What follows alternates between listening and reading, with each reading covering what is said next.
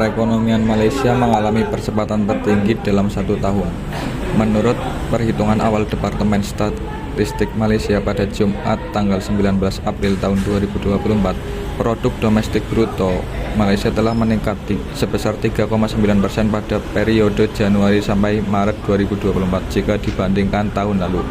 Departemen Statistik Malaysia mengatakan bahwa sektor jasa telah mendorong perekonomian, sedangkan sektor manufaktur telah mengalami penguatan sebesar 1,9% pada kuartal ini.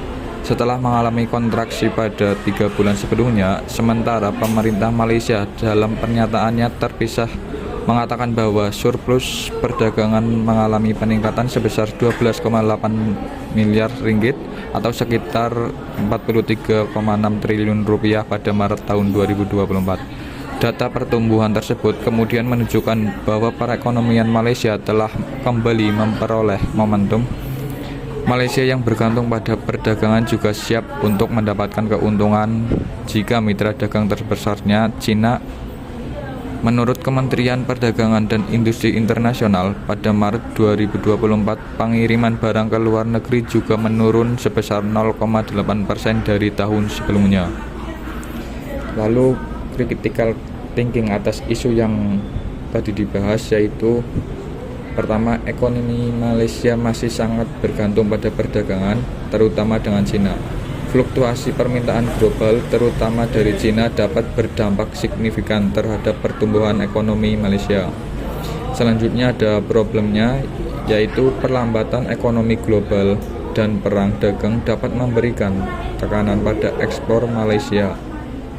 Yang kedua, meskipun sektor jasa telah tumbuh, namun perlu dilakukan upaya lebih lanjut untuk mengurangi ketergantungan pada sektor tertentu dan mendorong pertumbuhan sektor-sektor baru.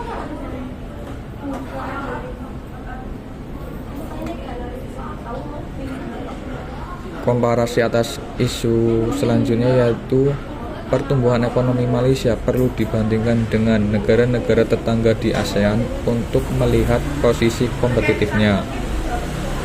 Yang keempat, inovasi dari problem solving, yaitu pemerintah Malaysia perlu berfokus pada peningkatan daya saing produk melalui inovasi teknologi dan dukungan terhadap UMKM. Selanjutnya, pengembangan atas kasus isu tersebut perlu dilakukan analisis lebih mendalam terhadap faktor-faktor yang mendorong pertumbuhan sektor jasa dan manufaktur.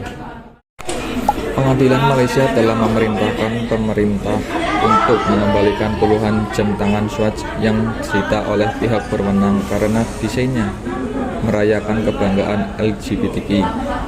Kepala Eksekutif Swatch Group, yaitu Nick Hayek, mengutuk penggerebekan tersebut saat itu dan bertanya dengan nada sinis, apakah pemerintah Malaysia juga akan menyita banyak pelangi alam yang indah yang muncul di langit. Malaysia mengkriminalisasi aktivitas seksual sesama jenis berdasarkan hukum perdata dan hukum Islam yang mengatur kehidupan mayoritas Muslim Melayu di negara Asia Tenggara itu. Pada bulan Oktober tahun 2022, polisi agama menggerebek pesta Halloween yang ramah LGBTI di pecinan ibu kota, menangkap 20 pria Muslim karena berpakaian Islam. Kasus penyitaan jam tangan Swatch oleh pemerintah Malaysia ini menyoroti beberapa permasalahan kompleks. Yang pertama, benturan antara kebebasan berekspresi dan norma sosial. Pengguna warna pelangi pada jam tangan yang sering dikaitkan dengan komunitas LGBTQ dianggap bertentangan dengan norma sosial dan hukum di Malaysia. Selanjutnya, yang kedua, dampak ekonomi dan reputasi. Sedangkan perbandingan dengan negara lain, jika di banyak negara barat kebebasan berekspresi termasuk hak untuk mengekspresikan identitas gender dan orientasi seksual dijamin oleh konstitusi. Kasus ini menunjukkan perbedaan yang signifikan dalam pendekatan terhadap isu LGBTQ antara negara barat dengan negara-negara mayoritas penduduk Muslim. Sedangkan beberapa negara muslim lainnya juga memiliki undang-undang yang melarang homoseksualitas, namun penerapannya bervariasi.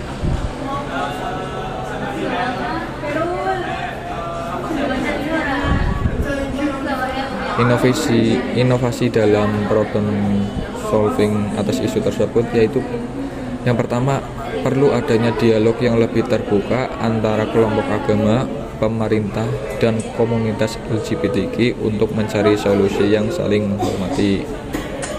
Selanjutnya, pengembangan dari kasus ini menyoroti pentingnya perlindungan hak merek dan kekayaan intelektual. Swatch sebagai pemilik merek harus memiliki perlindungan hukum yang kuat untuk mencegah tindakan sewenang-wenang dari pemerintah.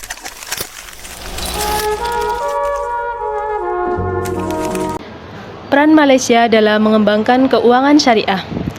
Malaysia merupakan negara berbentuk kerajaan federal di Asia Tenggara dengan mayoritas penduduknya beragama Islam dan bahasa resmi Melayu.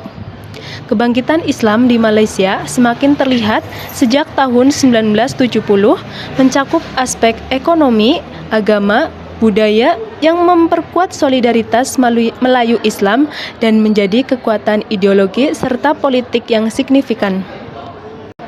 Dalam konteks ekonomi, Malaysia menjadi penggerak perkembangan industri perbankan dan keuangan syariah di Asia Tenggara. Langkah awal pengembangan keuangan syariah dimulai pada tahun 1963 dengan berdirinya tabung haji. Perbankan syariah di Malaysia semakin berkembang setelah diperkenalkannya Islamic Banking Act atau IBA pada tahun 1983 yang memungkinkan berdirinya bank Islam pertama di negara tersebut.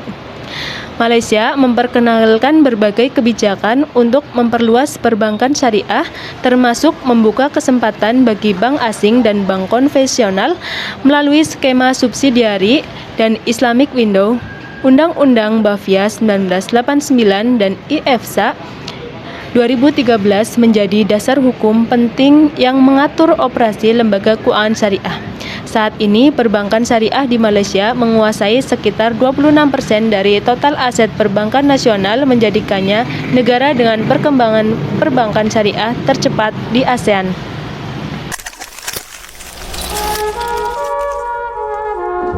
Yang selanjutnya ada perkembangan lembaga keuangan syariah di Malaysia. Perkembangan lembaga keuangan syariah di Malaysia dimulai dengan pendirian tabung haji pada tahun 1963 yang menjadi dasar pengelolaan dana haji sesuai prinsip Islam. Dorongan masyarakat dan pemerintah kemudian menghasilkan berdirinya Bank Islam Malaysia Berhad atau BIMB pada tahun 1983. Bank syariah pertama di negara ini dengan dukungan dari Islamic Banking Act 1983. Malaysia juga mengadopsi sistem dual banking, memungkinkan bank syariah dan konvensional beroperasi bersama. Melalui skema Islamic Window, bank konvensional dapat menawarkan produk keuangan syariah dengan kebijakan liberalisasi keuangan. Bank syariah seperti Al-Rajhi dan Kuwait Finance House memasuki pasar, mendorong pertumbuhan dan persaingan lebih lanjut. Secara keseluruhan, Malaysia kini menjadi pemimpin dalam pengembangan industri keuangan syariah global berkat kebijakan progresif dan dukungan pemerintah.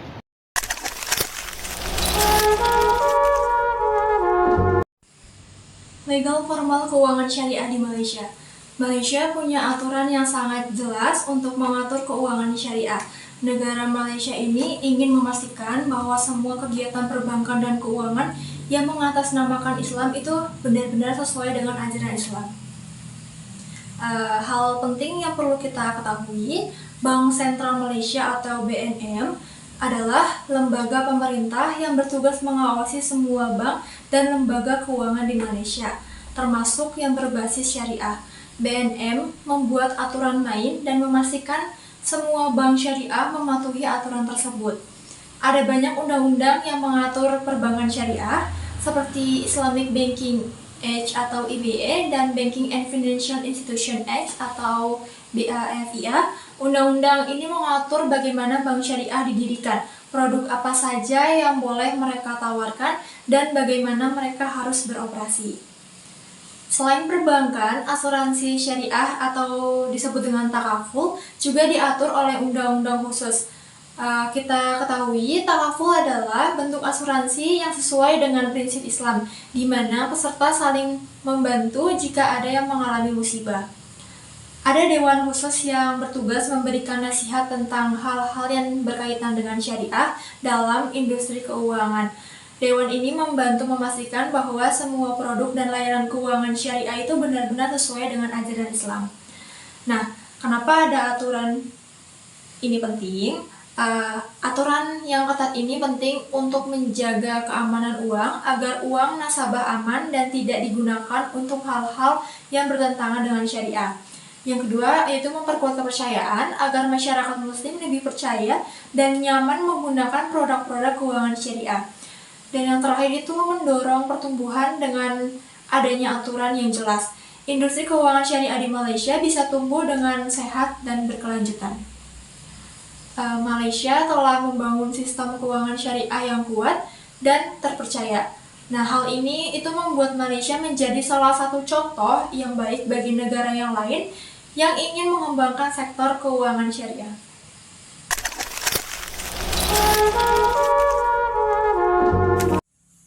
Desain produk lembaga keuangan syariah di Malaysia. Pada bank syariah di Malaysia, diterapkan akad secara bervariasi untuk produk dan instrumen keuangan syariah yang ditawarkan kepada nasabah.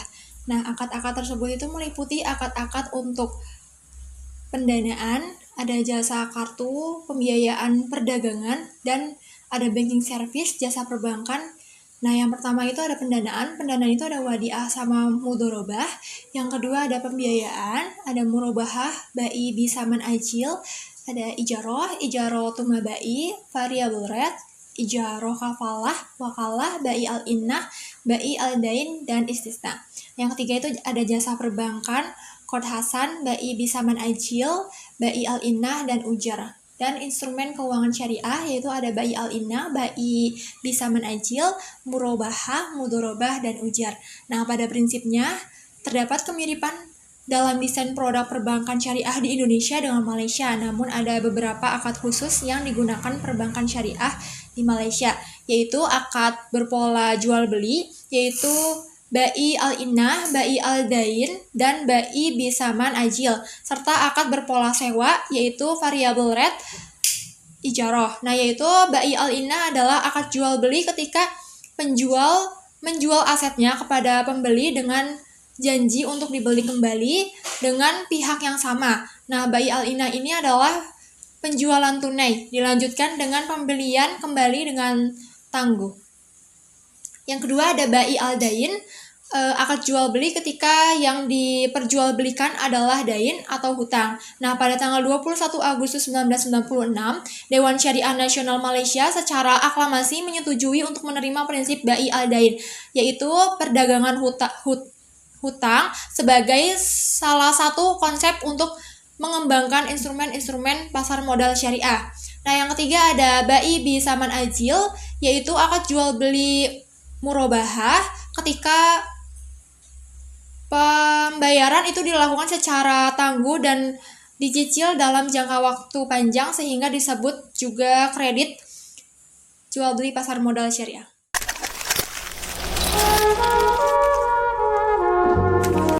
Perkembangan lembaga keuangan syariah di Malaysia selama pandemi COVID-19. Pandemi COVID-19 berdampak signifikan pada perbankan syariah di Malaysia. Walaupun Malaysia dikenal sebagai salah satu negara yang sangat maju dalam bidang perbankan syariah, pandemi COVID-19 tetap memberikan pengaruh yang cukup besar terhadap sektor ini. Sebelum pandemi, Malaysia sudah menjadi pemimpin dalam pembagian perbankan syariah di kawasan ASEAN. Banyak kebijakan dan undang-undang yang mendukung pertumbuhan sektor ini. Pandemi mengganggu pertumbuhan sama seperti negara lainnya. Pandemi COVID-19 membuat pertumbuhan ekonomi Malaysia melambat. Ini juga berdampak pada sektor perbankan syariah seperti penurunan pembiayaan dan peningkatan kredit macet. Perbandingan dengan negara lainnya, penelitian menunjukkan bahwa dampak pandemi terhadap perbankan syariah di setiap negara itu berbeda-beda. Ada negara yang lebih terpengaruh, contohnya itu seperti Indonesia, dan ada juga yang relatif stabil seperti Arab Saudi dan Uni Emirat Arab. Pemerintah Malaysia telah mengeluarkan berbagai kebijakan untuk membantu perbankan syariah menghadapi pandemi, seperti moratorium pembayaran utang dan bantuan keuangan untuk UMKM. Secara umum, pandemi COVID-19 berdampak negatif terhadap kinerja keuangan bank syariah di Malaysia, meskipun tidak separah di beberapa negara lain. Pandemi COVID-19 menjadi ujian besar bagi sektor perbankan syariah di Malaysia, namun dengan adanya kebijakan pemerintah yang tepat dan upaya dari para pelaku industri sektor ini dapat bangkit kembali dan terus tumbuh di masa depan. Selama 1 semester mengikuti mata kuliah ini, kami memperoleh banyak pemahaman baru tentang penerapan hukum ekonomi syariah di berbagai negara muslim. Dari keragaman penerapan, kami menyadari bahwa meskipun berlandaskan prinsip-prinsip Islam yang sama, penerapan hukum ekonomi syariah di setiap negara memiliki karakteristik yang unik. Kami berharap ilmu yang kami peroleh dari mata kuliah ini dapat kami aplikasikan dalam kehidupan sehari-hari dan berkontribusi dalam pengembangan ekonomi syariah di Indonesia. Terima kasih dari kami. Kita usahakan gelar itu, dari nama akan tampak sederhana, tapi realitanya perjuangannya rumit.